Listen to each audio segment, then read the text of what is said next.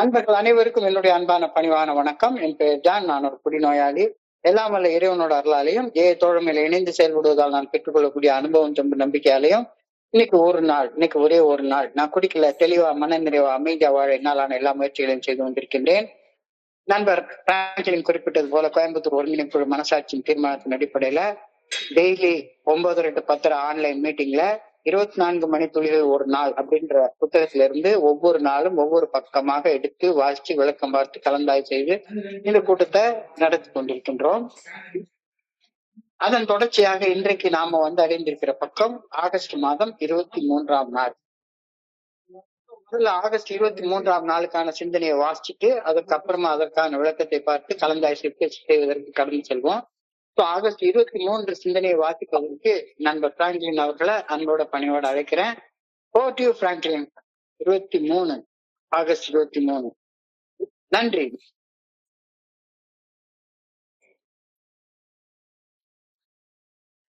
நண்பர்களே, 24 மணித்துளிகள் ஒரு நாள். நாள் சிந்தனை ஆகஸ்ட் 23. ஏஏ தோழமையின் இன்றைய சிந்தனை. ஏஏ தோழமை பரிந்துரைக்கும் 12 படிகள் அடங்கிய மீட்படையும் செயல் திட்டத்துடன் முழுமையாக உடன்படும் நாம் நம்மையே நமக்குள் அகசுத்தம் செய்ய வேண்டிய ஆன்மீக பணியின் அவசியத்தையும் அறிய வருகிறோம். ஆன்மீகத்தில் முன்னேறுவதற்கு தடையாக இருப்பவற்றை நாம் கண்டறிந்து களைந்தாக வேண்டும். எனவேதான் நாம் நமது தனிப்பட்ட குணப்பட்டியலை தயாரிக்கிறோம். நேர்மையான முறையில் நம்மையே நாம் அகத்தாய்வு செய்கிறோம். நமது தோல்விகளுக்கு காரணமாய் அமைந்த அனைத்து குறைகளையும் அலசி தேடி பார்க்கிறோம். வெறுப்பு, மனக்கசப்பு ஆகியன நமது முதன்மையான எதிரிகளாக இருந்ததை காண்கிறோம். ஆழமான வெறுப்பையும் மனக்கசப்பையும் கொண்டிருக்கும் ஒரு மனிதனின் வாழ்வு பயனற்றதாகவும் மகிழ்ச்சியற்றதாகவும் இருக்கும் என்பதை தெளிவாக உணர வருகிறோம். எனவே நாம் வாழ வேண்டுமெனில் வெறுப்பு, மனக்கசப்பு ஆகிய எதிர்மறை உணர்வுகளில் இருந்து நாம் விடுபட்டாக வேண்டும். வெறுப்பு, மனக்கசப்பு ஆகிய எதிர்மறை உணர்வுகளில் இருந்து நான் விடுதலை பெற்றுவிட்டேனா? இன்றைக்கான தியானம். எந்த குறிக்கோளுக்காக உழைக்கின்றேனோ, எந்த நல்வாழ்வு அடைய பாடுபடுகிறேனோ அந்த இலக்கினை என்றும் நான் மறக்கலாகாது. எதுவும் என் இலக்கை நோக்கி நான் செல்லும் முன்னேற்ற பாதையிலிருந்து என்னை விலக்குவதற்கு நான் அனுமதித்தல் கூடவே கூடாது. அன்றாடம் வரும் சிறு சிறு பின்னடைவுகள், சோதனைகள் போன்றவற்றால் எனது குறிக்கோள்கள் முறியடிக்கப்படுவதற்கு நான் ஒருபோதும் அனுமதி அளித்தல் கூடவே கூடாது. மலையில் ஏறும்போது பாதையில் உள்ள கற்களையும் முட்களையும் பார்த்தால் மலையேற்றம் மிகுந்த மலைப்பை தரும். ஆனால் நான் எடுத்து வைக்கும் ஒவ்வொரு அடியும் என்னை ஒரு மாபெரும் உயரத்திற்கு இட்டுச் சென்று அங்கு நான் நிலைத்து வாழ ஒரு மகத்தான இடம் எனக்கு உண்டு, எனக்கு நிலையாக அளிக்கப்படும் என்று எண்ணி ஏறினால் எனது பாதையில் வரும் சிரமங்கள் ஒரு பொருட்டாக எனக்கு தோன்றாது. நான் எளிமையாக எனது இலக்கினை சென்றடைவேன். இன்றைக்கான பிரார்த்தனை. குறிக்கோளற்ற வாழ்வு பயனற்றது என்பதை நான் உணர வேண்டும் என வேண்டுகிறேன். என் முயற்சிகளுக்கு தக்க ஒரு நல்வாழ்வை நான் அடைய வேண்டும் எனவும் வேண்டுகிறேன். நன்றி. நன்றி நன்றி நன்றி பிராங்க்லின். நன்றி பிராங்க்லின். நண்பர்கள் அனைவருக்கும் மீண்டும் ஒரு முறை என்னுடைய அன்பான பணிவான வணக்கங்களை தெரிவித்துக் கொள்றேன். என் பெயர் ஜான். நான் ஒரு குடிநோயாளி. எல்லாம் வல்ல இறைவனோட அருளாலையும் தோழமையில் இணைந்து செயல்படுவதால் நான் பெற்றுக்கொள்ளக்கூடிய அனுபவம் தம்பி நம்பிக்கையாலையும் இன்னைக்கு ஒரே ஒரு நாள் நான் குடிக்கல, செல்வா மன நிறைவா அமைதியா வாழ என்னாலான எல்லா முயற்சிகளையும் செய்து கொண்டு இருக்கிறேன். தோழமைக்கு வந்ததுக்கு அப்புறம் தான் இந்த குடி நோய் அப்படின்ற ஒரு நோய் பத்தியே எனக்கு தெரிய வந்தது.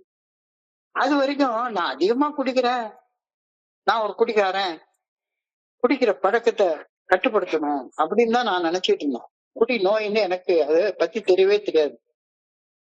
மது அருந்தும் பழக்க அடிமைத்தல கோளாறு, ஆல்கஹால் யூஸ் டிசார்டர், குடி நோய். இந்த குடி நோய் ஒவ்வொரு குடி நோயாளியையும் 2 அம்சங்கள்ல பாதிக்குது. ஒண்ணு, கொஞ்சோண்டு மது உடம்புக்குள்ளார போயிடுச்சுதுன்னா அது அந்த குடி நோயாளியுடைய உடம்புல ஒரு அலர்ஜியை உண்டாக்குது. அலர்ஜினா ஒவ்வாமை. டாக்டர் சில்கோட் அவர்கள் சொல்றது மாதிரி பிசிக்கல் கிரேவிங், உடல் அளவிலான ஒரு ஏக்கத்தை உண்டாக்கி விட்டுருக்கு. கொஞ்சோண்டு சாப்பிட்டா போதும், இன்னும் கொஞ்சம் வேணும், இன்னும் கொஞ்சம் வேணும், இன்னும் கொஞ்சம் வேணும் அப்படின்னு இந்த உடல் இயங்க ஆரம்பிக்குது. உடல் அளவிலான பாதிப்பு அந்த பிசிக்கல் அலர்ஜி. குடிச்சுக்கிட்டே இருக்கிற ஒரு தன்மை. எனக்கு உடல் அளவில் மது அருந்துவது ஒரு ஒவ்வாமை, அதாவது மது அருந்த வேண்டும் என்ற உடல் அளவிலான ஒரு இயக்கத்தை உருவாக்குகின்றது அப்படின்ற உண்மையை எளிமையாக ஒப்புக்கொண்டுறேன். உடல் அளவுல மது அருந்துறதுல இருந்து விலகி இருக்கிறது எனக்கு ஈஸியா இருக்கு. உடல் அளவுல மது அருந்துறதுல இருந்து விலகிட்டு எனக்கு ஈஸியா இருக்குது. அது மது அருந்தாத நண்பர்களோட கூட்டத்துக்கு போய் அங்க என் பாட்டு கலந்து பேசி அனுபவம் தம்பி நம்பிக்கையை பகிர்ந்து கொண்டு குடிக்காம இருக்கிறது எனக்கு ரொம்ப ஈஸியா வந்துருது.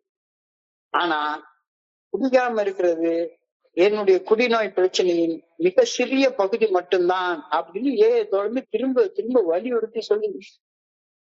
Tip of the iceberg, tip of the iceberg. ஒரு பனி மலை கடல்ல மறைஞ்சு இருக்குது, பெருசா இருக்குது. அதோடைய ஒரு டிப்பு மட்டும் வெளியே தெரியுது. அப்ப நான் கட்டுப்படுத்த முடியாத குடிக்கிறது, மது அருந்துற அளவை கட்டுப்படுத்த முடியாம இருக்கிறது என்னுடைய குடிநோய் பிரச்சனையின் வெளியே தெரியக்கூடிய ஒரு சின்ன நுனி மட்டும்தான். பெரிய மலை உள்ளுக்குள்ளார மறைஞ்சு கிடக்குது. ஸோ உடல் அளவில் மது அருந்துவது ஒவ்வாமையை ஏற்படுத்துகின்றது அப்படின்ற உண்மையை ஒப்புக்கொண்டு உடல் அளவில் மது அருந்தாமல் இருப்பது பிரச்சனைகளுக்கான தீர்வின் ஒரு சிறு பகுதி மட்டும்தான் அப்படின்னு தோழமை வலியுறுத்தி சொல்லுது. குடிநோயின் பாதிப்புகள் இருந்து ஒரு குடிநோயாளி மீட்படைய தனது குடிநோயின் மூல காரணங்களை ஒரு குடிநோயாளி ஆழமாக ஆராய்ந்து அறிவது மிக அவசியம் அப்படின்னு சொல்லுது. என்னடா இது, என்ன எனக்கு அப்படி ஒரு பிரச்சனை இருக்கு? நானும் எல்லாரையும் மாதிரி தானே சிந்திக்கிறேன், வேலைக்கு போறேன், சம்பளம் வாங்குறேன். எனக்கு என்ன பிரச்சனை இருக்குது? குடிநோய் பிரச்சனைன்றாங்க, ஆல்கஹால் யூஸ் டிசார்டர்ன்றாங்க, மது அருந்தும் பழக்க அடிமைத்தன கோளாறுன்றாங்க. அதுக்கு 2 அம்சங்கள் இருக்கு, உடல் அளவிலான பாதிப்பு, மனதளவிலான பாதிப்பு சொல்றாங்க. இப்ப மனதளவிலான பாதிப்புகளை நான் ஆழ்ந்து ஆராய்ந்து அறியணும்னு சொல்றாங்க. என்னடா இது குழப்பமா இருக்குது அப்படின்னு எனக்கு ஆரம்ப காலகட்டத்தில் தோணுச்சு. ஒரு தனி மனிதனாகிய நான் என்னுடைய நோயின் பாதிப்புகளில் இருந்து மீட்படுவதை எது தடுக்குது அப்படின்னு எனக்குள்ளார நான் தேடணும். எது தடுக்குது?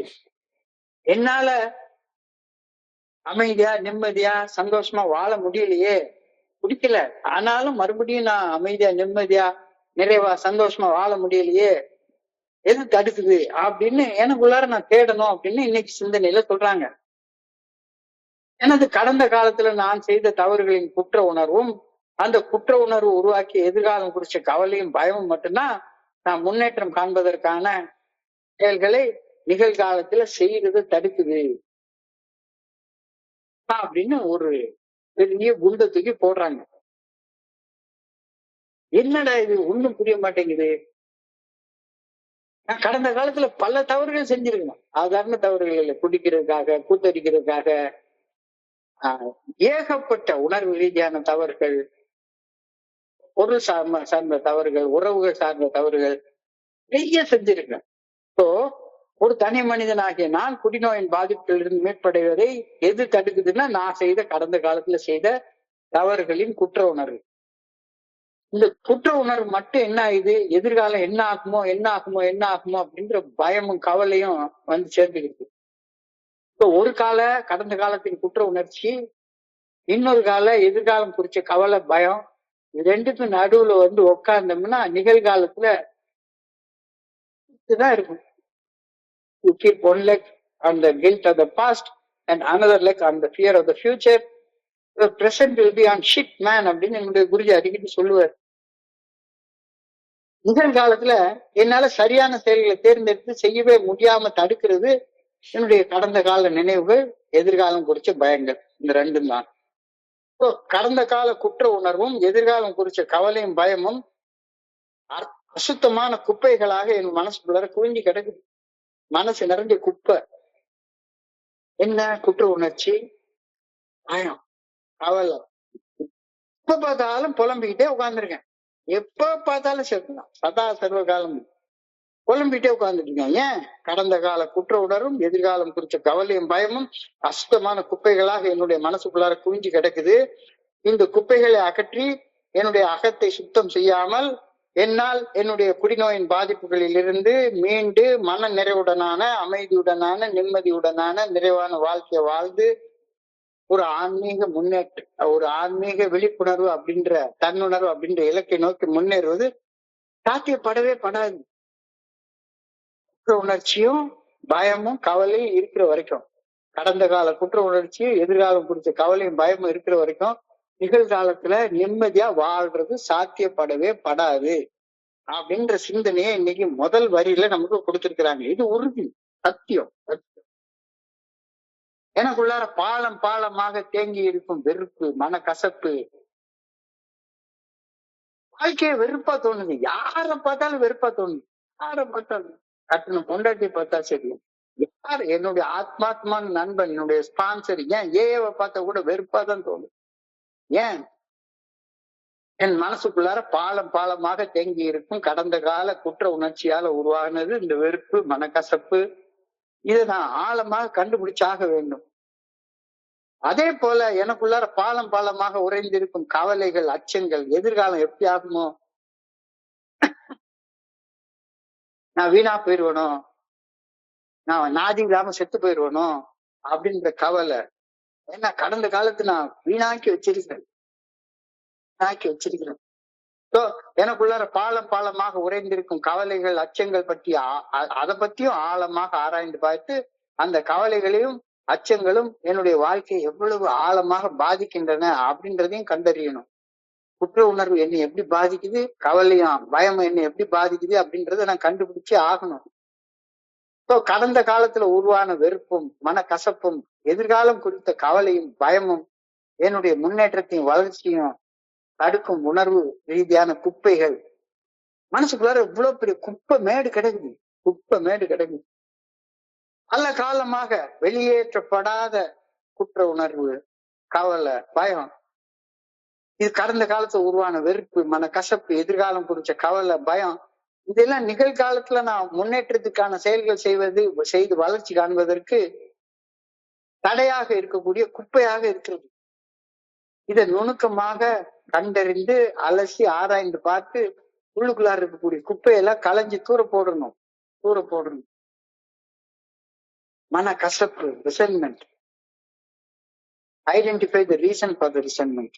உனக்குள்ளார ஏன் இவ்வளவு வெறுப்பு, மனக்கசப்பு இருக்கு அப்படின்னு கொஞ்ச நேரம் கண்ணை மூடி யோசிச்சு பாரு. எனக்கு வெறுப்பு இல்லை, மனக்கசப்பு இல்லைன்னு மறுக்காத. டிசீஸ் ஆஃப் டினையல்ஸ் வேண்டாம். Identify the reasons for resentments. அதே மாதிரி பயங்கள், கவலைகள் இருக்கு, எதிர்காலம் குறிச்ச பயங்கள் இருக்கு, கவலைகள் இருக்கு. இல்ல எனக்கு ஒண்ணும் கவலையே கிடையாது அப்படின்னு பிளண்டா மறுக்காத. இப்போ பயம் இருக்கு, கவலை இருக்கு, அப்போ identify the reasons for fear and worry. கவலையும் பயமும் எனக்குள்ளார ஏன் உருவாச்சுது அப்படின்ற காரணத்தை துல்லியமாக கண்டுபிடிக்க முயற்சி செய்யும். இந்த வெறுப்பாலையும் மனக்கசப்பாலையும் பயத்தாலையும் கவலையாலையும் என்னுடைய பிஹேவியர், பிரசன்ட் பிஹேவியர் எப்படி இருக்குன்னா, என்னுடைய சக மனிதர்களை காயப்படுத்தக்கூடிய வகையில தான் நான் என்னுடைய பிஹேவியரே இருக்குது. எது பண்ணினாலும் சரிதான். பிரசன்ட்ல நான் என்னுடைய சக மனிதர்களை காயம் ஏற்படுத்தக்கூடிய நடத்தைகளை மட்டுமே செயல்பட்டு கொண்டிருக்கிறேன் அப்படின்ற அந்த கருத்தை நுணுக்கமாக ஆராய்ந்து பாரு. என்னால பாதிக்கப்பட்ட மனிதர்களை பட்டியலிட்டு பார்த்து என்னுடைய செயல்கள்ல திருத்தங்களை கொண்டு வந்து தப்பான செயல்கள் செய்வதை நிறுத்திட்டு தப்பான செயல்கள் செய்த இடத்துல பரிகார நற்செயல்கள் செய்யறதுக்கு பழகிக்கணும் அப்படின்னு இன்னைக்கு 24 மணித்துளிகள் சிந்தனையில சொல்லப்பட்டிருக்கு. We who have accepted the AA principles have been faced with the necessity for a thorough personal house cleaning. இதான் இன்னைக்கு சிந்தனையோட முதல் வரி. We who have accepted the AA principles have been faced with the necessity for a thorough personal house cleaning. AA தோழமை பரிந்துரைக்கக்கூடிய 12 படிகளுடைய மீட்புடன் செயல் திட்டத்தோட எல்லாரும் முழுமையாக உடன்படுறோம், அறிவு ரீதியாக உடன்படுறோம். அப்படி உடன்படக்கூடிய நாம் நம்மையே நமக்குள்ளார அகச்சுத்தம் செய்ய வேண்டிய ஒரு ஆன்மீக பணியின் அவசியம் நம்மளுக்குள்ளார இருக்கிறது. ஏன்னா குப்பை மாதிரி மனசு நிறைஞ்சு குப்பை கிடக்குது. அந்த குப்பை என்ன? வெறுப்பு, மனக்கசப்பு, கவலை, பயம். வெறுப்பு, மனக்கசப்பு கடந்த காலத்துல இருந்து வர்றது, பயமும் கவலையும் எதிர்காலத்துல இருந்து வர்றது. சோ இப்ப நாம இந்த 12 படிகள் அடங்கிய மீட்படையும் செயல் திட்டத்தை ஏற்றுக்கொள்றோம், அதோட முழுமையாக உடன்படுறோம். ஆனா அதை பயன்படுத்தி நம்மளுக்குள்ளார பாலம் பாலமாக தேங்கி இருக்கக்கூடிய குப்பைகளை சுத்தம் செய்ய வேண்டிய அவசியத்தை உணரல அப்படின்னு சொன்னா, இல்ல நம்ம என்ன பண்ணிட்டு இருக்கோம் அப்படின்ற கேள்வி இன்னைக்கு சிந்தனையில கேட்கிறாங்க. ஆன்மீகத்துல முன்னேறுவதற்கு தடையாக இருப்பவற்றை நாம் கண்டறிந்து களைந்தாக வேண்டும். ஆன்மீகத்தில் முன்னேறுவதற்கு, ஆன்மீக விழிப்புணர்வை நோக்கி முன்னேறுவதற்கு, தன்னுணர்வை நோக்கி முன்னேறுவதற்கு தடையாக இருக்கக்கூடியது எது அப்படின்றத நாம கண்டறிந்து கலைந்தாக வேண்டும். எனவே நாம் நமது தனிப்பட்ட குணப்பட்டியலை தயாரிக்கின்றோம். ஃபோர்த் ஸ்டெப்ல நாம நம்மளுடைய மாரல் இன்வென்டரியை தயார் பண்றோம். ஏன் நாம மனசுக்குள்ளார குப்பை குப்பையா ஏகப்பட்ட குப்பை சேர்ந்து கிடக்குது. அந்த குப்பை என்னது? குற்ற உணர்ச்சி, பயம், கவலை. குற்ற உணர்ச்சியால உருவாகக்கூடிய வெறுப்பு, மனக்கசப்பு, பயம், கவலை, இதுதான் குப்பை. எதுக்கு வெறுப்படைகிறோம் அப்படின்னே தெரியாது. ஆனா எப்ப பார்த்தாலும் மனசுல ஒரு வெறுப்பு இருக்கு, ஒரு கசப்பு இருக்கு, ஒரு எரிச்சல் இருக்கு, ஒரு ஆத்திரம் இருக்கு. ஆனா வெளியே அதை காட்டிக்கிறதே கிடையாது. வெளியே காட்டிக்கவே மாட்டோம். வெளியே அப்படியே ஒரு பயங்கரமான புன்னகையான ஒரு போலியான முகமுடிய தூக்கி போட்டுக்கிட்டு வாழ்ந்து கொண்டிருக்கிறோம். சோ ஏஏ தோழமை பரிந்துரைக்கக்கூடிய 12 படிகள் அடங்கிய மீட்படையின் செயல் திட்டத்தின் முழுமையாக உடன்படும் நாம் நம்மையே நமக்குள் அகச்சுத்தம் செய்ய வேண்டிய ஒரு ஆன்மீக பணியின் அவசியத்தை அறிய வருகின்றோம். ஆன்மீகத்தில் முன்னேறுவதற்கு தடையாக இருப்பவற்றை நாம் கண்டறிந்து கலைந்தாக வேண்டும். அவசியம் அதை செய்யலைன்னா ஏஎல்லாம் நமக்கு வேற வேலையே கிடையாது. ஆன்மீகத்தில் முன்னேறி ஆன்மீக விழிப்புணர்வு, இந்த வழிமுறைகளை பின்பற்றியதன் பலனாக ஒரு ஆன்மீக விழிப்புணர்வை பெற்றோம்னு சொல்றாங்களே, அது மாதிரி ஆன்மீகத்தில் முன்னேறி ஆன்மீக விழிப்புணர்வை நோக்கி முன்னேறுவதற்கு, தன்னுணர்வு பெறுவதை நோக்கி முன்னேறுவதற்கு தடையாக இருப்பவற்றை நாம் கண்டறிந்து கலைந்தாக வேண்டும். அதனாலதான் நாம நம்முடைய தனிப்பட்ட குணப்பட்டியலை தயாரிக்கின்றோம். நான் என்ன மாதிரி குணாதிசயம் உள்ளவன்? நான் கோபக்காரனா, பயந்தாங்கொல்லியா, சந்தேக பிராணியா, பொறாமக்காரனா, காமாந்தக்காரனா, ஆணவம் பிடிச்சவனா, கலிவரக்கம் உள்ளவனா? இந்த மாதிரி எனக்குள்ளார உள்ள குணக்கோளாறுகள் வாழ்க்கையவே வெறுப்பாகவும் மன கசப்பாகவும் மாத்துது. எதிர்காலத்தை குறித்து பயமும் கவலையும் கொள்ள வைக்குது. சோ எது எனக்கு முன்னேறுவதற்கு தடையாக இருக்கிறது அப்படின்றத பார்த்து கலைந்தாக வேண்டும். அதுக்காகத்தான் நம்ம தனிப்பட்ட குணப்பட்டியலை, ஒழுக்கப்பட்டியலை தயார் பண்ணுகின்றோம். We must face and be rid of these things in ourselves that have been blocking us. இதுதான் நம்மள தடையாகி முன்னேறி போக விடாம தடுத்துக்கிட்டே கிடக்குது. ஒவ்வொரு நாளும் நம்ம இந்த மீட்டிங்ல போறப்ப திரும்ப திரும்ப இதே கருத்து தான் வெவ்வேறு வடிவங்கள்ல சொல்லிட்டு இருக்காங்க. நம்மளுக்குள்ளார எது நம்ம முன்னேற்றத்துக்கு தடையாக இருக்கிறது அப்படின்றத பார்த்து அதை தூக்கி தூர போடுறோமா வேண்டாமா? ஏக்கம் அடைஞ்சு நாத்தம் முடிச்ச இடத்துல வாழ்ந்துகிட்டே இருக்கிறது எவ்வளவு நாளைக்கு சரியா வரும்? So we must face and get rid of the things in ourselves that have been blocking us. எது நம்மளை தடுக்குது, முன்னேற தடையா இருக்குது அப்படின்றத நம்ம கிட்ட இருந்து எடுத்து போடுறதுக்கு நம்ம எப்பவுமே தயாராக இருக்கணும். We therefore take a personal inventory. அதனால் நாம 4வது படி நிலை பரிந்துரைப்படி ஒரு அச்சம் இல்லாம, பயம் இல்லாம, கவலை இல்லாம, மனக்கசப்பு இல்லாம, வெறுப்பு இல்லாம, நடுநிலையோட நிகழ்காலத்துல நாம யாரு, நம்மளை எது முன்னேறதுக்கு தடையாக இருக்குது அப்படின்றது தெரிஞ்சுக்கிறதுக்காக ஒரு பட்டியல் போட்டு பாக்குறோம். இந்த பட்டியலை எப்படி சும்மா எல்லாரும் பண்றாங்க நானும் பண்றேன் அப்படின்றதுக்காக இல்ல. we take that inventory honestly. we take thought honestly. நேர்மையோட இந்த பட்டியலை தயார் பண்ணி பார்க்கணும். ஸோ நான் யாரு அப்படின்றது தெரிஞ்சுக்கிறதுல பொய்யா தெரிஞ்சுக்கிட்டேன்னா சரி, எனக்கு என்ன பிரயோஜனம் இருக்கு? நான் என்னுடைய ஆழமான ஒழுக்கப்பட்டியலை தயார் பண்றப்ப எனக்கு நானே நேர்மையாக இருப்பது அவசியப்படுகிறது. என்னுடைய மனசுக்குள்ளார நிகழ்ந்து கொண்டிருக்கக்கூடிய மன போராட்டங்களின் காரணங்களை கண்டறிய அகத்தாய்வு செய்வது ஒரு மிக முக்கியமான படி ஆகும். இல்லாட்டி போனா உள்ளுக்குள்ளார ஒரு குருஷேத்திர யுத்தமே நடந்துட்டு இருக்கு. எப்ப பார்த்தாலும் சரிதான், ஏதாச்சும் ஒரு மன அமைதியோட வாழ்றதே கிடையாது. இப்போ என்னுடைய மனசுக்குள்ளார நிகழ்ந்து கொண்டிருக்கும் மன போராட்டங்களின் காரணங்களை கண்டறிய அகத்தாய்வு செய்வது ஒரு மிக முக்கியமான படி ஆகும். ஒரு நிறுவனம், ஏதாச்சும் ஒரு இன்ஸ்டிடியூஷன், ஒரு பிசினஸ் பண்றோம்னு வச்சுங்களேன். அந்த பிசினஸ்ல ஏகப்பட்ட பொருளை கொள்முதல் பண்ணி வச்சிருக்கிறோம். கடையை போட்டாச்சு, விற்பனையே ஆகல, ஸ்டாக் எல்லாம் கிடக்குது, நஷ்டத்துல பிசினஸ் ஓடிட்டு இருக்குது. ஸோ ஒரு நிறுவனம் விற்க முடியாத பொருட்களை நீக்குவதற்கு தனது சரக்குகளை கணக்கெடுப்பது போல இந்த பட்டியலிடும் பணியையும் நான் செய்யணும் அப்படின்னு சொல்லி சொல்றாரு. எவ்வளவு நாளைக்கு நான் நஷ்டத்துல ஓடுற பிசினஸ பண்ணிட்டே உட்கார்ந்துருப்பீங்க? விற்க மாட்டேங்குது சரக்கு, விற்க மாட்டேங்குது. விற்க முடியாத பொருட்களை என்ன பண்ணணும்? இந்த ஆடி மாசம் வந்துருச்சு, எல்லா எல்லா டிவியில பார்த்தோன்னா சரிதான், ஆடி தள்ளுபடி ஆடி தள்ளுபடி. என்ன என்ன தள்ளுபடி அது? அவனால விற்க முடியாத பொருட்கள் எல்லாம் துரத்துக்கு போட போறான். ஏற்கனவே வாங்கினதுக்கு லாபத்தை சம்பாதிச்சுட்டா மிச்சம் இருக்கிற பொருளை 50% தள்ளுபடி 60% தள்ளுபடி அப்படின்னு சொல்லி அவன் ஏதோ ஒண்ணு பண்றான். அது பிசினஸ். ஆனா ஆன்மீகத்திலையும் இதையே செய்ய சொல்லி நமக்கு சொல்றாங்க. ஒரு நிறுவனம் விற்க முடியாத பொருள்களை நீக்குவதற்காக தனது சரக்குகளை கணக்கு எடுப்பது போல இந்த பட்டியலிடும் பணியையும் என்னுடைய குணக்கோளாறுகளை எதிர்கொண்டு குறைபாடுகள் நீங்க பணிவுடன் வேண்டி என்னுடைய உணர்வு சுமைகளை களைய நான் இந்த பட்டியலிடும் பணிய நேர்மையோட செஞ்சாகணும். நான் யார்? நான் யார்? செல்லுபடியாகாத உணர்வுகள் என்கிட்ட எவ்வளவு கிடைக்குது, எவ்வளவு பயங்கள், எவ்வளவு கோபங்கள், எவ்வளவு எரிச்சல், எவ்வளவு மனக்கசப்பு, வெறுப்பு, ஆத்திரம், அகமை, சந்தேகம், பொறாமை, காமம், ஆணவம், கழிவிறக்கம், சோம்பேறித்தனம், சாப்பாட்டு ஆசை, தேவையில்லாதது எவ்வளவு இருக்குது. செல்லுபடியாகாத பல வச்சுக்கிட்டு நான் வாழ்க்கையை வாழ்ந்து கொண்டே இருக்கிறேன். So, நான் பட்டியலிடும் பணியை என்னுடைய குணக்கோளாறுகளை எதிர்கொண்டு குறைபாடுகளை நீங்க பணிவுடன் வேண்டி என்னுடைய உணர்வு சுமைகளை களைவதற்காக நேர்மையோடு எடுத்தாகணும் அப்படின்ற கருத்தை இன்னைக்கு அழகா சொல்றாங்க.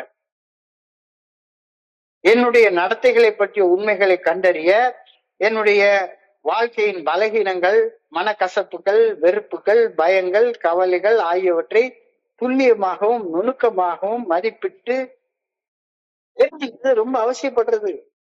மறுத்துக்கிறதுனால என்ன பிரயோஜனம் இருக்கு? அழகா உள்ளுக்குள்ளார ஏகப்பட்ட குப்பை நாத்தம் அடிக்குது. ஆனா வெளியே நாத்த மருந்து அடிச்சுக்கிட்டு சென்ட போட்டுக்கிட்டு நான் பாட்டுக்கு நானும் ஒரு பெரிய மனுஷனா ஒரு வேஷம் போட்டுக்கிட்டு ஒரு போர்வையில வாழ்ந்து கொண்டே இருக்கிறேன்.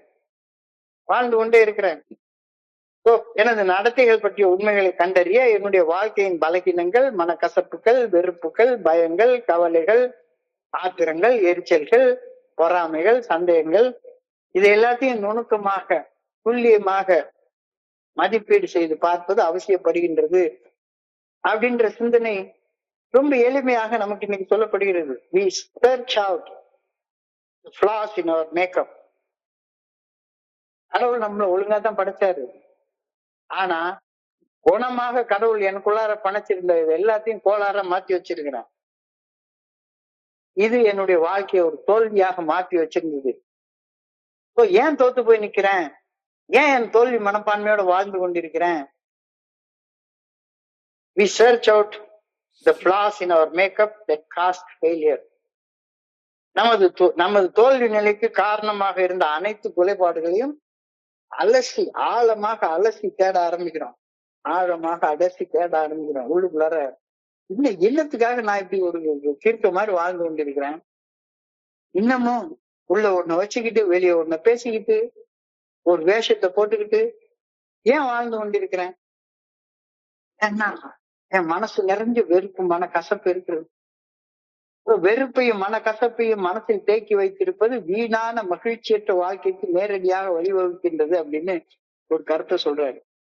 வெறுப்பு, ரிசன்மெண்ட், மனக்கசப்பு, மனக்கசப்பையும் மனதில் தேக்கி வைத்திருப்பது வீணான, ஒர்த்லெஸ், மகிழ்ச்சியற்ற, சந்தோஷமே இல்லாத ஒரு வாழ்க்கைக்கு வாழ்றதுக்கு நேரடியாக வழி வகுக்குது. ஏன்னா மனசு நிறைஞ்சு வெறுப்பு இருக்குது. அந்த வெறுப்பு காட்டிட்டு வெளியே good morning sir, good night sir, நானும் நல்லா இருக்கேன்னு எல்லாருக்கும் காலையில எந்திரிச்ச உடனே வாட்ஸ்அப்ல போய் குட் மார்னிங் போட்டுட்டேன். நான் குட் மார்னிங் நல்லா இருக்கேன்னு எல்லாத்துக்கும் நான் காட்டிக்கிறேன். ஒரு ஆசிட, ஒரு அமிலத்தை எதுல தேக்கி வச்சிருந்தாலும் தேக்கி வைத்திருக்கும் அந்த பாத்திரத்தை அந்த அமிலம் அரித்தெடுத்து விடும். ஒரு ஆசிட ஏதாச்சும் ஒரு கண்டெய்னர்ல வச்சு பாருங்க, கிளாஸை தவிர வேற எந்த கண்டெய்னர்ல வச்சாலும் அரிச்சிடும் அந்த அமிலம் வந்து.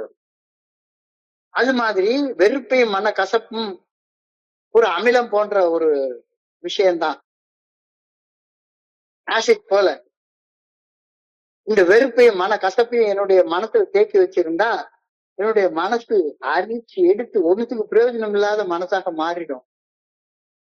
ஒரு ஆசிட தேக்கி வச்சிருக்கிற பாத்திரம் அரிச்சு ஓட்ட ஓட்டையா ஆயிடுறது மாதிரி என்னுடைய மனசும் வெறுப்பையும் மன கசப்பையும் அதுக்குள்ளார அதிக காலம் தேக்கி வச்சிருந்தா மனமும் அரித்தெடுக்கப்பட்டு நாசமாக மாறிவிடும். வெறுப்பு மன கசப்பு என்ற அரித்தெடுக்கும் உணர்வுகளில் இருந்து ஒரு குடிநோயாளி தன்னையே விடுவித்து தன் மனதை முழுமையாக தூய்மைப்படுத்தி கொண்டாக வேண்டும். எவ்வளவு நாளைக்கு இந்த வெறுப்போடையும் மன கசப்போடையும் நீ வாழ போற? எவ்வளவு நாளைக்கு ரிசன்மெண்டோட வாழ போற?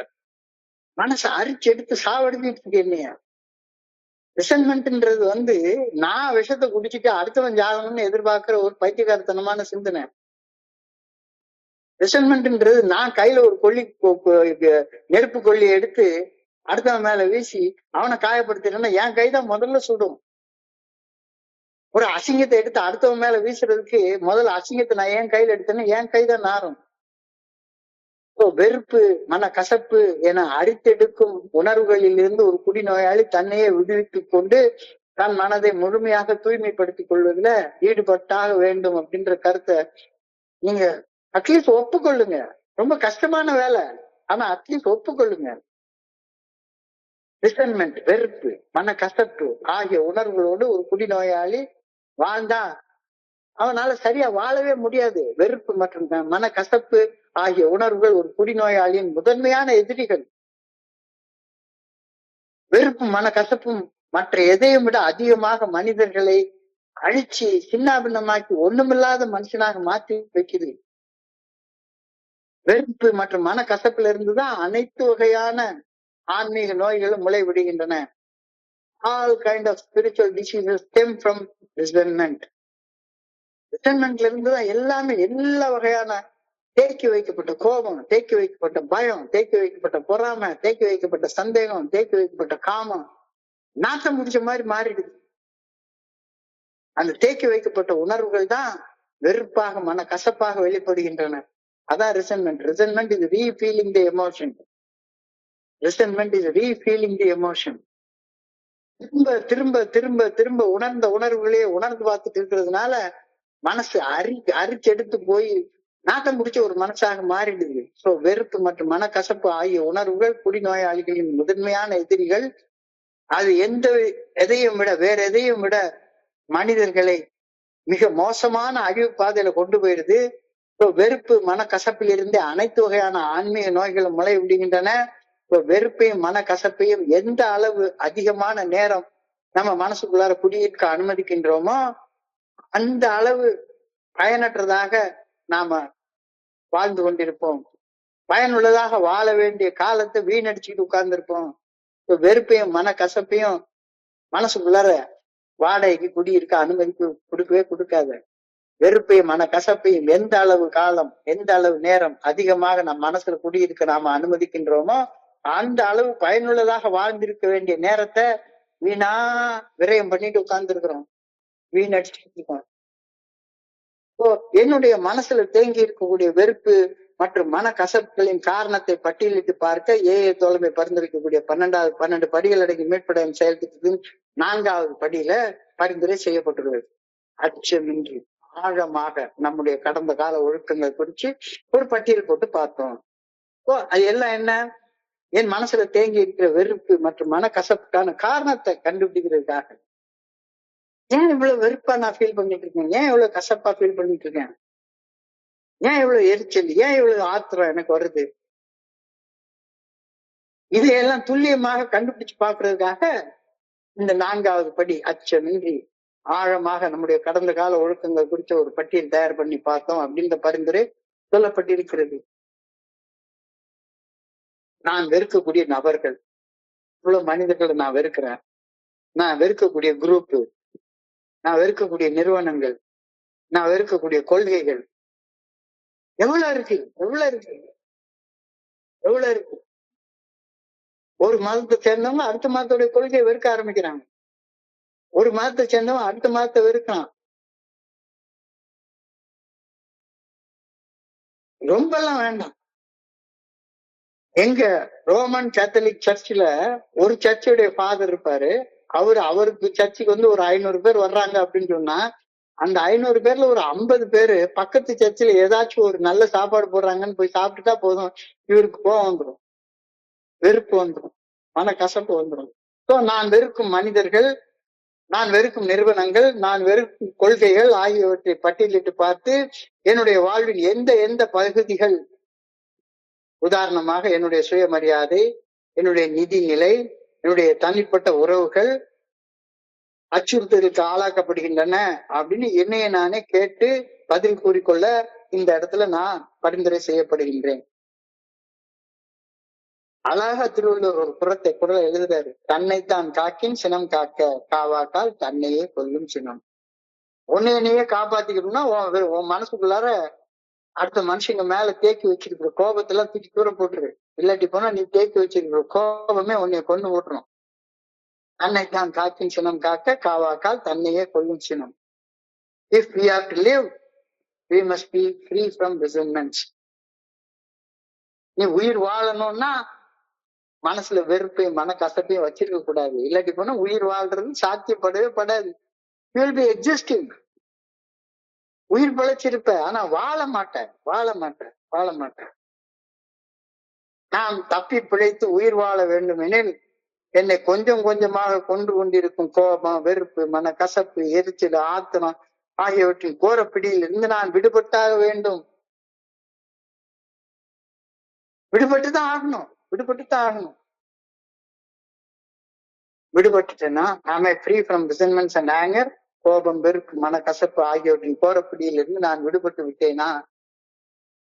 இல்ல, இன்னமும் எனக்கு கோபம் இருக்கு, எரிச்சல் இருக்கு, பயம் இருக்கு, பொறாமை இருக்கு, சந்தேகம் இருக்கு, காமம் இருக்கு, எல்லாம் இருக்குது, அப்படியேதான் இருக்குது. குடிக்கிறது மட்டும்தான் போயிருக்குது, வேற எல்லாமே அப்படியே இன்டாக்ட் பத்திரமா உள்ள இருக்குது அப்படின்னா இன்றைய தியானத்துக்கு கடந்து போகும். am I free of resentments and anger? கோபம், வெறுப்பு, மன கசப்பு ஆகியவற்றின் கோர பிடியிலிருந்து நான் விடுபட்டு விட்டேனா? விடுபடலைன்னா இன்னைக்கு தியானத்துக்கு கடந்து போகும். இறையர் பேராற்றல் மனசாட்சியின் மூலம் காட்டும் நல்ல ஒழுங்கான வழிகாட்டுதலின் பாதையில் பயணிக்க தேவைப்படக்கூடிய விஷயங்களை நாம் எடுத்துக்கொள்ளணும். தேவையில்லாத விஷயங்களை வடிகட்டி களைந்தெறிய வேண்டியது அவசியப்படுகின்றது. நான் ஒரு பாதையில பயணிச்சாதான் நான் அந்த இலக்கை நோக்கி போக முடியும். இந்த பாதையில பயணிப்பதற்கு தடையாக இருக்கக்கூடிய தேவையற்ற விஷயங்களை வடிகட்டி களைந்தெறிவது அவசியப்படுகின்றது. ஒரு நீண்ட கால தொலைநோக்கு பார்வையோட நான் வந்து இவ்வளவு நாள் ஆயிடுச்சுது, போன வருஷம் செய்யாத விஷயத்தை இந்த வருஷம் செய்யணும். ஒரு நீண்ட கால தொலைநோக்கு பார்வையோட நான் அன்றாடம் எடுக்கக்கூடிய முடிவுகளை சீரமைத்து என் கவனம் சிதறுவதை நுணுக்கமாக கவனித்து என்னை நானே கொஞ்சம் கொஞ்சமா ரீஷேப் பண்ணிக்கிட்டே வரணும். தோழமையில வந்த அன்னைக்கு எப்படி இருந்தனோ அதை விட மோசமான நிலைமையில வாழ்ந்துட்டு இருக்கிறதுக்காகவா நான் இங்க வர்றேன்? இல்ல. ஆனாலும் வாழ்க்கையில சின்ன சின்ன பின்னடைவுகள், தோல்விகள் ஏற்படுவது சகஜம்தான்.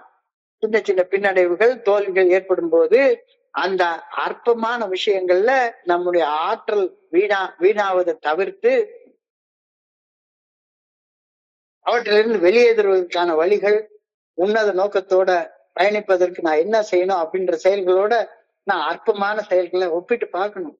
சாதாரணமா எத்தனை நாள் எனக்கு வழங்கப்பட்டிருக்கிற நேரத்தை விரயம் பண்ணி வச்சுட்டு ஐயோ காலம் இல்லையே, நேரம் இல்லையே அப்படின்னு எவ்வளவு நாள் தவிச்சிருக்கிறேன்.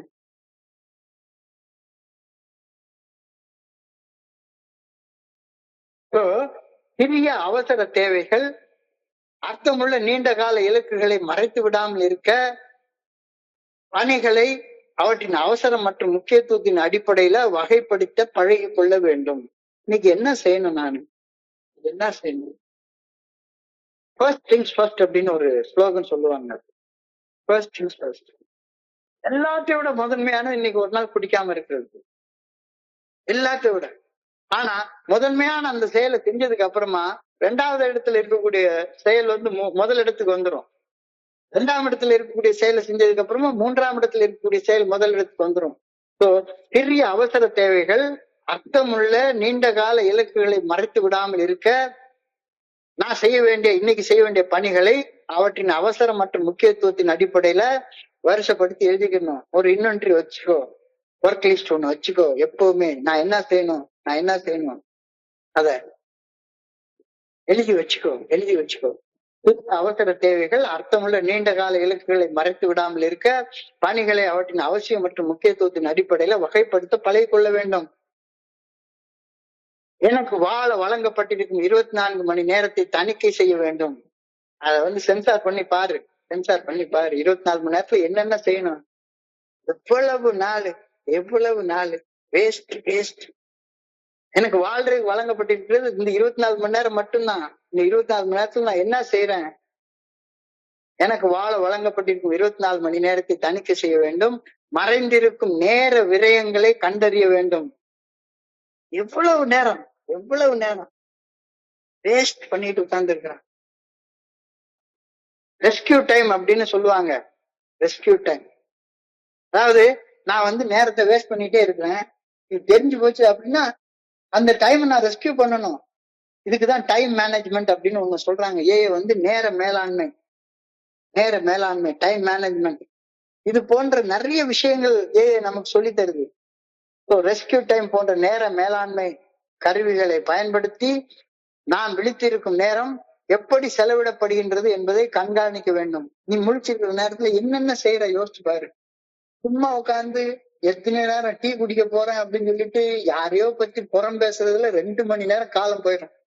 யாராச்சும் ஒரு ஃப்ரெண்டு வந்துட்டான்னா சரிதான், உடனே இப்பெல்லாம் எனக்கு ஒரு நேரங்கள் கரெக்டா கொடுக்கப்பட்டிருக்குது. 24 hours a day. இந்த புத்தகத்தை படிக்கணும், வேற ஒரு புத்தகத்தை படிக்கணும், நேரத்துல இதை பண்ணணும்.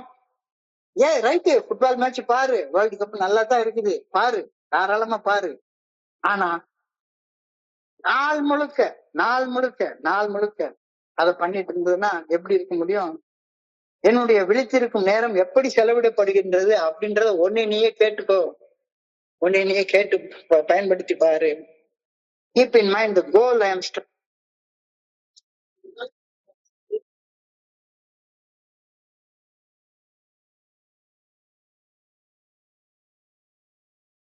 எனது குறிக்கோளுக்கான நான் உழைக்கிறேனா? எந்த குறிக்கோளை நோக்கி முன்னேறதற்கு நான் செயல்படுறேன்? Keep in mind the goal I am striving for, the good life I am trying to attain. Let me not let little things divert me from the path. நிறைய நேரங்களில் சின்ன விஷயங்கள் சும்மா போற விஷயங்கள். பசிச்சா சாப்பிடணும், சாதாரண சாப்பாடு சாப்பிடுறதுக்காக இங்க இருந்து குற்றாலம் பார்டர் தோட்டத்து கடைக்கு போய் பரோட்டாவும் சிக்கனும் சாப்பிடுறதுக்காகவும் நேரத்தை செலவு பண்ணி இங்க எனக்கு செய்ய வேண்டிய வேலை நிறைய இருக்கும். எத்தனையோ நாள் அப்படி நான் நேரத்தை விரயம் பண்ணிருக்கிறேன். Keep in mind the goal I am striving for, the good life I am trying to attain. Let me not let little things divert me from the path. எந்த குறிக்கோளுக்காக உழைக்கின்றேனோ, எந்த நல்வாழ்வு அடைய பாடுபடுகின்றேனோ, எந்த இலக்கினை நான் நோக்கி முன்னேற விரும்புகின்றேனோ அந்த இலக்கை நான் மறக்கவே கூடாது. என்னுடைய இலக்கை நோக்கி நான் செல்லக்கூடிய முன்னேற்ற பாதையிலிருந்து எதுவுமே என்னை விலக்கி வைக்க நான் அனுமதிக்கவே கூடாது. சாதாரணமா யாராச்சும் ஒருத்தவங்க வீட்டுக்கு வந்துட்டாங்கன்னா போதும், மணிக்கணக்கா உட்காந்து புறம் பேச ஆரம்பிச்சிருவேன். அரசியலை பத்தி, மதத்தை பத்தி, அதை பத்தி, இதை பத்தி, நான் புரிந்து கொண்ட இறைவனை பத்தி, என்னென்ன தேவையில்லாத விஷயங்களை நான் பாட்டுக்கு பேச ஆரம்பிச்சிருவேன். எந்த குறிக்கோளுக்காக உழைக்கின்றேனோ, எந்த நல்வாழ்வு அடைய பாடுபடுகின்றேனோ, எந்த இலக்கினை நான் அடைய முன்னேறுகின்றேனோ அந்த இலக்கை ஒரு நாள் நான் மறக்க கூடாது. எந்த இலக்கை நோக்கி நான் செல்லும் முன்னேற்ற பாதையில் இருந்து என்னை எதுவுமே விலக்கி வைக்க அனுமதிக்கவே கூடாது. வாழ்வின் உன்னத நோக்கத்தோடு என்னை நிலைநிறுத்திக் கொள்வது என்னுடைய அன்றாட வாழ்வில் உருவாகும் விரக்திகளை சமாளிக்க உதவுகின்றது. நிறைய நேரத்துல விரக்தி வரும், என்னடா வாழ்க்கை இது அப்படின்ற மாதிரியான ஒரு ஃபீலிங் வரும். வாழ்வின் உன்னத நோக்கத்தை எனக்குள்ளார நிலைநிறுத்திக் கொள்வது என்னுடைய அன்றாட வாழ்க்கையில உருவாகும் விரக்திகளை சமாளிக்க உதவுகின்றது. ஒரு உயரமான மலையில ஏறுறத நான் எடுத்து வைக்கக்கூடிய ஒவ்வொரு சின்ன சின்ன அடிகள் தானே நிர்ணயம் பண்ணுகின்றன. ஒரு பெரிய தூரம் இருக்கு, 1000 அடி 1000 படிக்கட்டு உள்ள ஒரு பெரிய மலை இருக்கு. அந்த மலையில ஏறணும். ஒரு மலை உச்சியில இருக்கிறப்ப ஒரு உன்னதமான இடம் எனக்காக உருவாக்கி வைக்கப்பட்டிருக்கிறது. ஏன் ஏறணும்னு கேள்வி கேட்டேன்னா அது அடுத்த பிரச்சனை. ஆன்மீக விழிப்புணர்வு நோக்கி முன்னேறணுமா, தேவையாது அப்படின்னு கேட்டேன்னா அது வேற பிரச்சனை. முன்னேறணும்னு முடிவு பண்ணிட்டா அதுதான் என்னுடைய வாழ்க்கையுடைய உன்னதமான நோக்கம் அப்படின்னு நான் நிலைநிறுத்தி கொண்டேன்னா என்னுடைய வாழ்க்கையில விரக்தியே வராது. விரக்தியே வராது. உயரமான மலையில் ஏறுவதை நான் எடுத்து வைக்கும் சிறு சிறு அடிகளே வரையறுக்கின்றன. Let me not overcome by small trials and vexations of each day. ஒவ்வொரு நாளும் நிறைய எரிச்சல் ஊட்டக்கூடிய விஷயங்கள் வந்து கொண்டே இருக்கும். என்னடா இது இப்படி இருக்கே அப்படின்னு. So let me not be overcome by the small trials and vexations of each day. Let me try to see the purpose and plan in which all are leading. இறைவனுடைய நல்ல ஒழுங்கான வழிகாட்டுதல் ஒரு இலக்கை நோக்கி என்னை கொண்டு போயிட்டே இருக்குது. மனசாட்சி நல்ல ஒழுங்கான வழிகாட்டுதல் என்னை ஒரு இலக்கை நோக்கி முன்னேறி செல்ல வச்சுக்கிட்டே இருக்குது. அதை விட்டுறாத. அந்த பாதையில அப்படியே பயணிச்சுட்டே போ. அன்றாடம் வரும் சிறு சிறு பின்னடைவுகள், சோதனைகள் போன்றவற்றால் என்னுடைய குறிக்கோள்கள் முறியடிக்கப்படுவதற்கு ஒருபோதும் நான் அனுமதி அளிக்க கூடவே கூடாது. யார் மேலேயாச்சும் சின்னதா ஒரு கோபம், யாராச்சும் ஒருத்தங்க நம்மள முட்டா பயலன்னு திட்டிருப்பாங்க. இவர் மீட்டிங் பண்ண போர் அடிக்குன்னு ஒருத்தர் சொல்லியிருப்பாரு. உடனே அவ்வளவுதான், நான் என் குறிக்கோளை விட்டுருவேன், கீழே போட்டுருவேன், நான் ஒண்ணும் செய்ய மாட்டேன், வந்தவர்கள் வாழ்க மற்றவர்கள் வருக, அவ்வளவுதான். நீ உன் வேலை செஞ்சுட்டே இரு. அன்றாடம் வரும் சிறு சிறு பின்னடைவுகள், சோதனைகள் போன்றவற்றால் என்னுடைய குறிக்கோள்கள் முறியடிக்கப்படுவதற்கு ஒருபோதும் நான் அனுமதிக்க கூடாது. ஒரு உயரமான மலையில ஏற 1000 படிக்கட்டுகள் உள்ளன. கையில இருக்கிறது ஒரு சின்ன டார்ச்சு. எனக்கு எல்லா படியும் தெரியலையே அப்படின்ட்டு ஒரு அடி எடுத்து வைக்கிறத விட்டுறாத. அடுத்த அடியை எடுத்து வைக்கிறதுக்கு உனக்கு கையில வெளிச்சம் இருக்கு, அந்த அடியை எடுத்து வை. If when climbing a mountain, you keep your eyes on each stony and difficult place, how very is the climb. But if you think of each step as leading to a summit of achievement from which a glorious landscape will open out before you, then your climb will be endurance. Then your climb will be endurable and you will achieve your goal. நல்ல யோசிச்சு பாருங்க. மேல மலை உச்சிக்கு ஏறிட்டு இருக்கிறேன். இந்த வழிமுறைகளை பின்பற்றியதன் பலனாக ஒரு ஆன்மீக விழிப்புணர்வை பெற்றோம் அப்படிங்கிற உன்னத இலக்கு நோக்கி நான் ஏறிக்கொண்டிருக்கிறேன். வேற என்ன காரணத்துக்காக நான் ஏக்கு வரல. இங்க வந்து கோழிக்கறி சாப்பிடுறது வரல, கொடக்கறி சாப்பிடுறதுக்கு வரல, ஊர் சுத்துறதுக்கு வரல, சோறு திங்கிறதுக்கு வரல. இங்க இந்த வழிமுறைகளை பின்பற்றியதன் பலனாக ஒரு ஆன்மீக விழிப்புணர்வு அப்படின்ற மலை உச்சிக்கு ஏறுறதுக்கு நான் வந்திருக்கிறேன். அந்த ஏறுறப்ப ஒவ்வொரு படிக்கட்டு எடுத்து வைக்கிறது ரொம்ப டயர்டா இருக்கும்.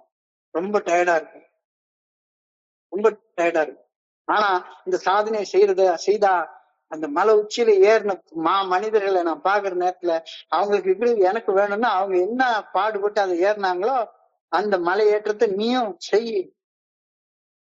உன்னை நீ அந்த கோலை நோக்கி போவ. I pray that I may realize that life without a goal is futile. குறிக்கோளற்ற வாழ்க்கை பயனற்ற வாழ்க்கை என்பதை நான் உணர வேண்டும் என வேண்டுகின்றேன். I pray that I may find the good life worth striving for. எனது முயற்சிகளுக்கு தகுந்த நல்வாழ்க்கையை நான் அடைய வேண்டும் என அன்போட பணியோட வேண்டிக் கொள்கின்றேன் அப்படின்ற சிந்தனையோட இன்றைய சிந்தனை முடிவடைகின்றது. இன்றைக்கு நம்ம சிந்தனைகள் எல்லாம் சுருக்கமாக ஒரு 5 நிமிஷத்துல பார்க்கலாம். மது அருந்துவது வெறுமன உடல்ல அலர்ஜியை மட்டும் உண்டாக்கல, மனசுல ஒரு அப்சஷனையும் உண்டாக்குது. குடிக்கணுன்ற வெறிய உண்டாக்குது. குடிநோயின் பாதிப்புகளில் இருந்து மீட்பதே ஒரு குடிநோயாளி தன்னுடைய குடிநோயின் மூல காரணங்களை ஆழமாக அறிந்து ஆய்வது, ஆராய்ச்சி செய்து கண்டுபிடிக்கிறது அவசியப்படுகின்றது. நான் தான் குடிக்கலையா, எனக்கு என்ன பிரச்சனை, ஒரு பிரச்சனை இல்லை அப்படின்ற லெவல்ல இருக்கக்கூடாது. அப்ப பிரச்சனை என்ன? கடந்த கால குற்ற உணர்ச்சி, அந்த குற்ற உணர்ச்சி உருவாக்கக்கூடிய வெறுப்பு, மனக்கசப்பு, அதனால எதிர்காலம் குறித்து உருவாகக்கூடிய கவலை, பயம். கடந்த கால குற்ற உணர்வு உருவாக்கக்கூடிய வெறுப்பு மனக்கசப்பு என்னுடைய மனசுக்குள்ளார பாலம் பாலமாக படிஞ்சு போய் கிடக்குது. அதே போல எதிர்காலம் குறிச்ச கவலை, பயம் அதுவும் பாலம் பாலமாக படிஞ்சு போயிருக்கு. சோ என்னுடைய வெறுப்புக்கும் மனக்கசப்புக்கும் கவலைக்கும் பயத்துக்கும் அடிப்படை காரணமாக என்ன இருக்குது அப்படின்றத பார்த்து அத எனக்கு இருந்து தூரத்துக்கு போட நான் முயற்சி பண்ணணும். மன கசப்புகள், வெறுப்புகள், identify reasons for the resentment. பயங்கள், கவலைகள், identify reasons for the fear and worry. இந்த வெறுப்பு மன கசப்போடையும் பயத்தோடையும் எரிச்சலோடையும் என்னுடைய நடத்தைகள் இருந்தா என்னை சுத்தி வாழக்கூடிய சக மனிதர்கள் காயப்பட்டுக்கிட்டே தான் இருப்பாங்க. என்னுடைய நடத்தைகளை ஆராய்ச்சி செய்து பாரு. என்னால பாதிக்கப்பட்ட மனிதர்களை பட்டியல் போட்டு பாரு. என்னுடைய செயல்களை திருத்தங்களை கொண்டு வா. கெட்ட செயல், அடுத்தவங்களை காயப்படுத்துற செயல் செய்த இடத்துல பரிகார நற்செயல்கள் செய்யு. விடாம செய்யு. உனக்கு வாழ்க்கை நல்லா இருக்கும். You who have accepted the AA principles have been faced with the necessity of the thorough house cleaning. உன் மனசுக்குள்ள பாலம் பாலமா படிஞ்சு போய் அழுக்க அசிங்க நாத்த அடிக்கக்கூடிய குப்பை இருக்குது. ஆன்மீகத்தில் முன்னேறுவதற்கு தடையாக இருப்பவற்றை நாம் கண்டறிந்து கலைந்தாக வேண்டும். எனவேதான் நம்முடைய தனிப்பட்ட ஒழுக்கப்பட்டியலை நாம் தயார் பண்ணுகின்றோம். என்னுடைய மனசுக்குள்ளார் நிகழ்ந்து கொண்டிருக்கும் போராட்டங்களின் காரணங்களை கண்டறிய அகத்தாய்வு செய்வது ஒரு மிக முக்கியமான படியாகும். செய்யறது அழகா சொல்லியிருக்காங்க. இது பில்டபிள்யூடைய கருத்து. ஒரு நிறுவனம் விற்க முடியாத பொருள்களை நீக்குவதற்காக தனது சரக்குகளை கணக்கெடுப்பது போலவே இந்த பட்டியலிடும் பணியையும் என்னுடைய குணக்கோளாறுகளை எதிர்கொண்டு குறைபாடுகளை நீக்கி பணியுடன் வேண்டி உணர்வு சுமைகளை களைவதற்காக மனசுக்குள்ளார ஒரு டெட் வெயிட் உள்ள உட்கார்ந்துட்டே இருக்குது. அதுக்காக நான் இந்த இன்னொன்றை எடுத்தாகணும். என்னுடைய நடத்தைகளை பற்றிய உண்மைகளை கண்டறிய என்னுடைய வாழ்க்கையின் பலகீனங்கள், மனக்கசப்புகள், வெறுப்புகள், பயங்கள், கவலைகள் ஆகியவற்றை துல்லியமாகவும் நுணுக்கமாகவும் மதிப்பீடு செய்வது அவசியப்படுகின்றது. We search out the flaws in our makeup that caused us failure. நம்முடைய தோய்வு ஏன் இந்த மாதிரி உட்கார்ந்துட்டு இருக்கேன் அப்படின்றத யோசிச்சு பாரு. இல்ல நான் வெற்றி படிக்கட்டுல மேல உச்சியில உட்கார்ந்துருக்கேன்னா அது நீ செய்ய வேண்டாம். ஆனா யாரும் அந்த நிலையை அடைய முடியாது இல்ல. ஒவ்வொரு நாள் நீ இந்த பட்டியல் எடுத்துதானே பார்க்கணும். வெறுப்பையும் மனக்கசப்பையும் மனசில் தேக்கி வைப்பது ஒரு ஆசிட தேக்கி உள்ள ஒரு கண்டெய்னர்ல தேக்கி வச்சிருக்கிற மாதிரி. ஆசிட கண்டெய்னர்ல வச்சிருக்கோம்னா ஆசிட் அதையும் எல்லாத்தையும் அரிச்சு போட்டுரும். அது மாதிரி என்னுடைய வெறுப்பு மனக்கசப்பும் ஒரு ஆசிட் போல என்னுடைய மனசுல அந்த வெறுப்பையும் மனக்கசப்பையும் தேக்கி வச்சிருந்தேன்னா என்னுடைய மனசு நாசமா போயிடும். வெறுப்பு மனக்கசப்பு என்று அரித்தெடுக்கும் உணர்வுகளில் இருந்து ஒரு குடிநோயாளி தன்னையே விடுவித்து தன்னுடைய மனசை முழுமையாக தூய்மைப்படுத்தி கொண்டாக வேண்டும். வெறுப்பு மற்றும் மனக்கசப்பு ஆகிய உணர்வுகள் ஒரு குடிநோயாளிகளின் முதன்மையான எதிரிகள். Resentment is the number 1 offender. It kills alcoholic more than others. வெறுப்பை மனக்கசப்பையும் எந்த அளவு நேரம் அதிகமாக என்னுடைய மனசுல குடியிருக்க நான் அனுமதிக்கின்றேனோ அந்த அளவு பயனுள்ளதாக வாழ்ந்திருக்க வேண்டிய நேரத்தை நான் வீணடிச்சிருக்கிறேன். எவ்வளவு காலத்தை விரயம் பண்ணிட்டேன். நான் வெறுக்கும் நபர்கள், நான் வெறுக்கும் நிறுவனங்கள், நான் வெறுக்கும் கொள்கைகள் ஆகியவற்றை பட்டியலிட்டு பார்த்து என்னுடைய வாழ்க்கையால எந்தெந்த பகுதிகள் அதனால பாதிக்கப்பட்டிருக்கிறது என்று கண்டுபிடிச்சு அதுல இருந்து வெளியே வர்றதுக்கு கத்துக்கணும். உன்னையே காப்பாத்திக்கணும்னா உன் மனசுல இருக்கக்கூடிய வெறுப்பு மனக்கசப்புல இருந்து விடுபட்டு, இல்லாட்டி போனா உன்னுடைய வெறுப்பு மனக்கசப்பு உன்னையே கொண்டு போட்டுருவோம். தன்னைத்தான் காக்கின் சினம் காக்க காவாக்கால் தன்னையே கொல்லும் சினம். If you have to live we must be rid of resentment. நான் தப்பி பழித்து உயிர் வாழ வேண்டும்னா என்ன கொஞ்சம் கொஞ்சமா கொன்று போட்டு இருக்கக்கூடிய அந்த கோபம், வெறுப்பு, பயம், எரிச்சல், ஆத்திரம், காமம் இதுல இருந்து விடுபட்டு ஆகணும்ன்றது உனக்கு புரிய வச்சுக்கோ. விடுபட்டுட்டியா? ஆமே ஃப்ரீ ஃப்ரம் ரிசன்மென்ட். இல்லைன்னா இன்னமும் உன்னுடைய வெறுப்பு மனக்கசப்புல இருந்து விடுபடலைன்னா தியானத்துக்கு கடந்து போ. இறையர் பேராற்றல் மனசாட்சியின் மூலம் நல்ல ஒழுங்கான வழிகாட்டுதலின் பாதையில் பயணிக்கணும்னா உன் மனசுக்குள்ளார தேவையில்லாத இருக்கக்கூடிய ரிசல்மெண்ட்ஸை வடிகட்டி தூக்கி போடுறது ரொம்ப அவசியம். ஒரு நீண்ட கால தொலைநோக்கு பார்வையோட நான் அன்றாடம் எடுக்கும் முடிவுகளை சீரமைத்து நான் எடுக்கக்கூடிய முடிவுகள்ல வெறுப்பு, மனக்கசப்பு, எரிச்சல், கவலை இதெல்லாம் இருக்கா? பயம் இருக்கா? என்னுடைய கவனம் எப்படி சிதறுது அப்படின்றத நுணுக்கமாக கவனிச்சு கத்துக்கோ. வாழ்க்கையில சின்ன சின்ன பின்னடைவுகள் ஏற்படத்தான் செய்யும். அந்த அற்பமான விஷயங்கள், அதுல உன்னுடைய ஆற்றல் விரயமாக தடுக்க மிக உன்னதமான நிலை, அதுதான் என்னுடைய கோல். அந்த கோல் நோக்கி முன்னேறதுல ஒப்பிட்டு பாரு. இதெல்லாம் சாதாரண விஷயம். வீட்டுல மனைவி நான் நினைச்ச குழம்பு வைக்கலையா, சாதாரண விஷயம். கொஞ்ச நேரம் கழிச்சு சாப்பிட்டு பசிச்ச பிறகு சாப்பிட்டேன்னா எல்லாமே ருசியா தான் இருக்கும். பசி இல்லாம சாப்பிட்டா பிரியாணி கூட சாப்பிட முடியாது. சிறிய அவசர தேவைகளை அர்த்தமுள்ள நீண்ட கால இலக்குகள் மறைத்து விடாமல் என்னுடைய பணிகளை அவற்றின் அவசரம் மற்றும் முக்கியத்துவத்தின் அடிப்படையில ஃபர்ஸ்ட் திங்ஸ் ஃபர்ஸ்ட், இன்னைக்கு நான் என்ன செய்யணும் அப்படின்ற ஒரு பட்டியலை வச்சுக்கோ. எனக்கு வாழ வழங்கப்பட்டிருக்கும் 24 மணி நேரத்தை தணிக்கை செய்து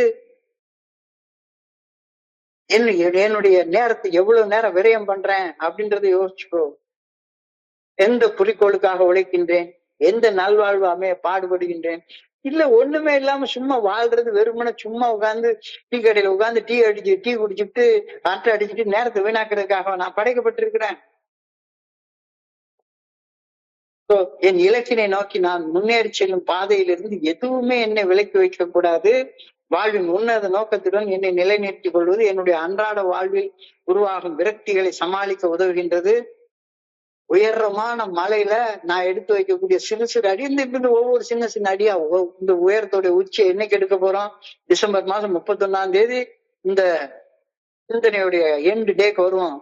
ஆனா அதை எப்படி நம்ம அடையிறோம்? ஒவ்வொரு நாளும் ஒவ்வொரு படியா மெல்ல மெல்ல ஏறி போயிட்டு இருக்கிறோம். Let me not be overcome by the small trials and vexations of each day. Let me try to see the purpose and plan in which all is leading. உலகம் ஒரு குறிப்பிட்ட பர்பஸ் நோக்கி எப்பவுமே கரெக்டா போயிட்டே இருக்கு. அந்த இறையர் பேராட்டின் நல்ல ஒழுங்கான வழிகாட்டுதலோடு இணைந்து பயணிக்க கத்துக்கோ. அன்றாடம் உருவாகக்கூடிய சிறு சிறு பின்னடைவுகள், சோதனைகள் போன்றவற்றால் என்னுடைய அந்த குறிக்கோள் முறியடிக்கப்பட்டு விடுவதற்கு ஒரு நாள் அலோவ் பண்ணாத. சும்மா சின்ன சின்ன சின்ன சின்ன டெம்டேஷன் வரும், சின்ன சின்ன ஆசை வரும். ஒரே ஒரு பாட்டில் போட்டுக்கலான்னு வரும். இன்னைக்கு ஒரே ஒரு நேரம் கொஞ்ச நேரம் ஒரு போன் பிக்சர் பாத்துக்கலான்ற ஒரு டெம்டேஷன் வரும். இதெல்லாம் உன்னுடைய நேரத்தை வீணாக்கிறோம். சும்மா ஒரு 10 நிமிஷம் பார்க்கலான்னு தோணும், 2 மணி நேரம் கண்ணு காணாம கடந்து போயிடும். ஒரு உயரமான மலை ஏற 1000 படிகள் உள்ளன. கும்மிருட்டு, கையில இருக்கிறது ஒரு சின்ன டார்ச்சு. 1000 படிக்கட்டுகளே அந்த சின்ன டார்ச் காட்டாது.